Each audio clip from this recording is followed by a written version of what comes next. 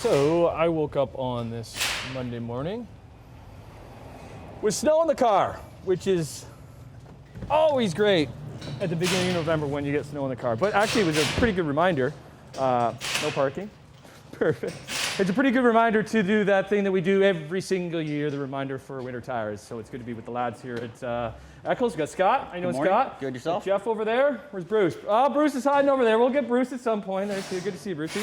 Okay, so we're into November. Yes. Okay, so that winter tire push.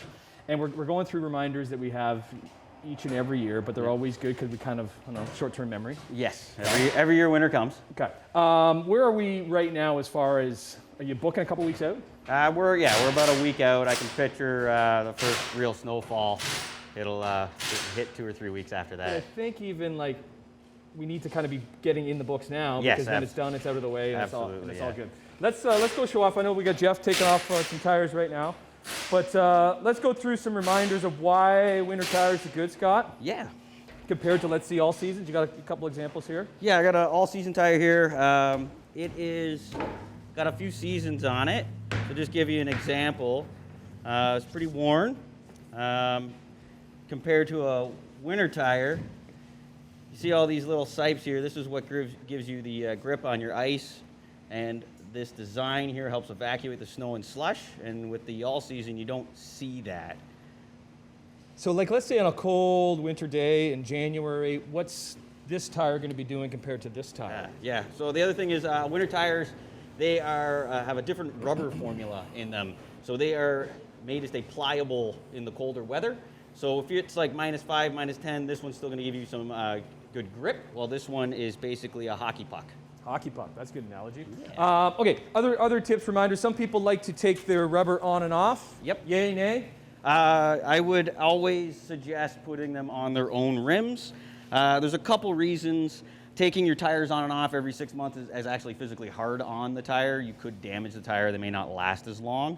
And the other thing is it's ultimately usually cheaper in the end because you save in mountain balance fees when you just have them on their own rims. Is this like a winter rim that you could get? Like that is a rent. Yeah. So that's like the basic one. This is your basic option. Nice Okay. black steel NASCAR racing rim. Right. Some people don't like that look. Some people don't like it, or they have a higher end vehicle. So we always look for a winter approved alloy. And that just means that the finish on it is made to take our aggressive winters, and they won't peel or crack or corrode like maybe some chrome rims and stuff. A little bit more expensive though. A little more, yeah. Quickly, back to tires. How do you know, like, if you're buying, is it expensive, more expensive tire generally mean a better tire? I would say with winters, that's probably an accurate thing to say. Summers and all seasons, maybe not. But when you're looking at winter tires, I would use, if you know the brand, like a Michelin, Goodyear, you're probably buying a good tire. Are you going to a place and they're trying to sell you the most expensive tire? Like if you do your own little research, if you're going online, like figuring things out, or? Yeah, like for the most part, what we try to do is figure out what you're driving, what you're planning with the vehicle, how long you're keeping it, and then that kind of makes a difference as to what tire we put you in, right? You don't want to spend the most money on a set of tires on a car you're getting rid of, next year. Right. Yeah. A couple last little tips in this COVID world when you're bringing the car in. Yeah. If some people have wheel locks, and Jeff's got one here. So have that laying out for them. Yeah. So some people, when they come in from the dealer, they put these special locking wheel nuts on their vehicle, and then these are usually hidden somewhere in the vehicle. And so we need to go searching around. Right. Sometimes they come in a little package like this. So if people know they have these, if they can take them out and put them in their cup holder or on the front seat, right, it'll save us from searching through their vehicle. Another good little tip you mentioned too is clean out your trunk, because that's generally where you want to be putting those tires. Okay. Yeah, especially if you're taking the tires home. Okay. Winter tires. Let's take a break. We'll come back at Eccles. We're getting into motor oil. Okay, let's talk about that. We'll talk about electric cars. I got one, but I never really do much maintenance on it. Is that wrong? I think so. And what was the other thing we were going to talk about? Oh, batteries. Oh, that's what Bruce. Yeah, Bruce, you want to talk batteries? We'll talk batteries with Bruce and the gang here at Eccles. Come back on Morning Live.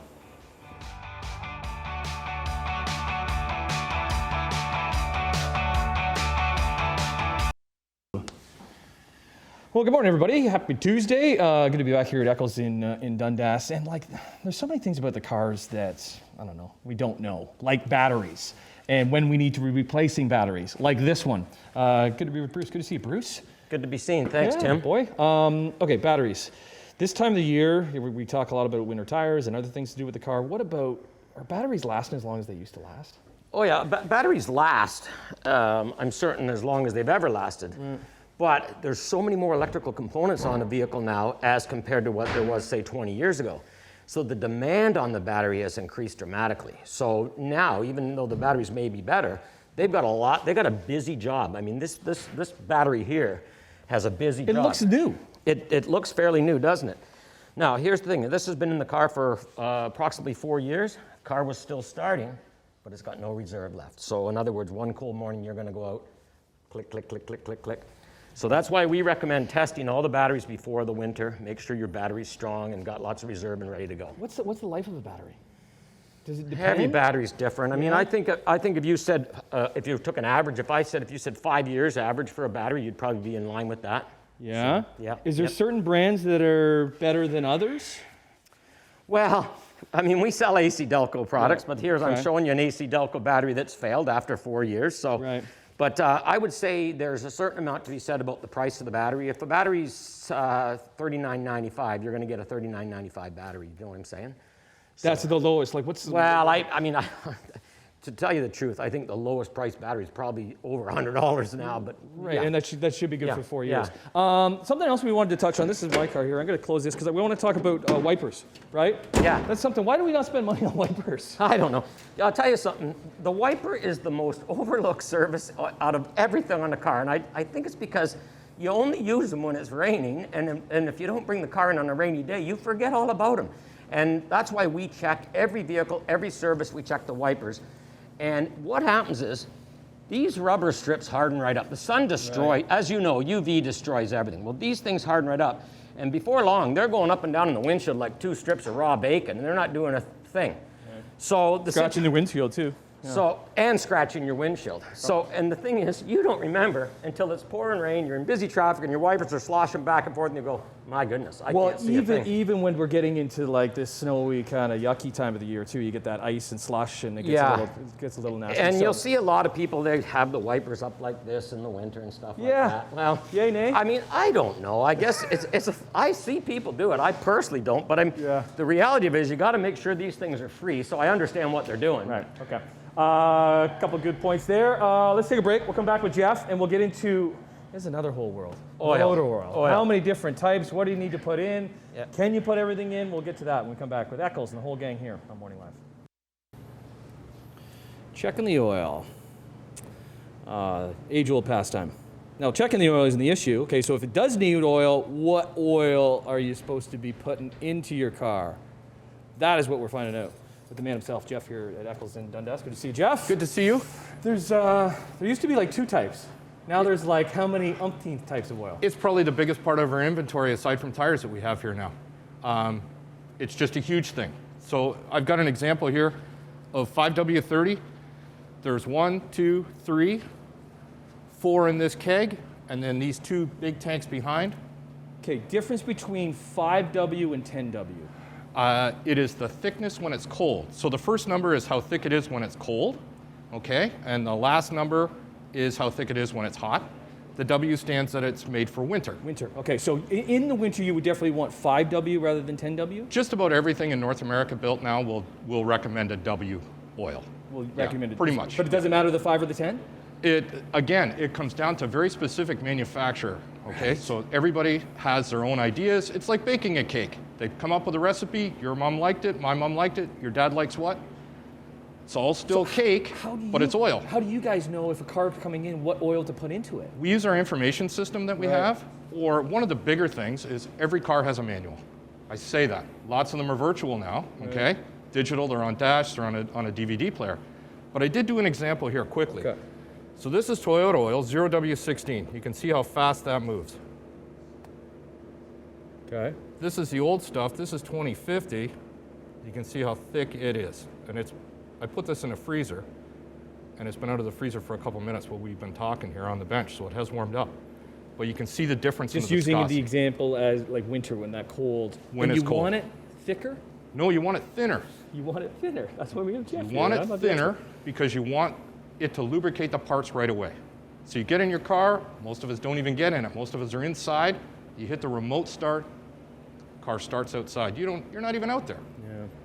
But then, let's say if you have you can only put, if your car, let's say, takes 5W30, you can't be putting another type of oil in there. What will that do to it? It could void the warranty. In the worst case scenario, it could damage the engine.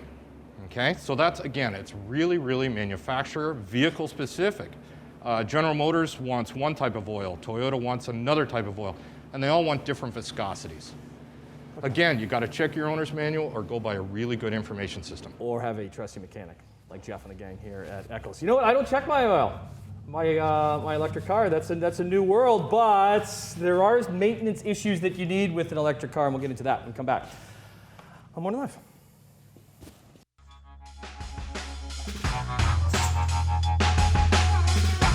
Well, good morning. Welcome back to Eccles in Dundas. So this is my car, electric car. I dove into it about a year ago, back with Jeff here, loving it.